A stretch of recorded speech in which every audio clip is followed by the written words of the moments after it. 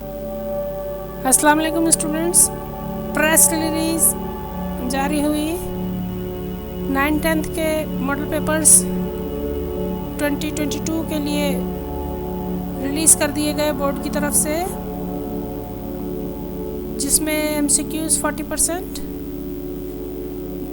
दूसरा हिस्सा यानी बी सेक्शन 40% जो मुख्तसर जवाबात का होगा, और तीसरा हिस्सा एक्सप्लेनेटरी क्वेश्चन यानी सी सेक्शन लॉन्ग क्वेश्चंस के लिए होगा जो 20% होगा।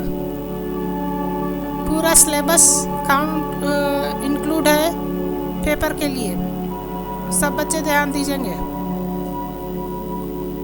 ठीक है। बाकी तफसीलात नीचे दी गई हैं।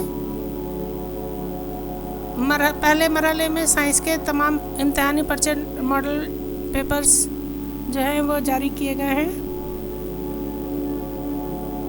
पहला सेक्शन ए सेक्शन MCQs का जो 40% होगा, दूसरा section B section short question answers जो 40% मार्क्स का होगा, और थर्ड सेक्शन यानी C section long question answers होंगे जो 20% के होंगे,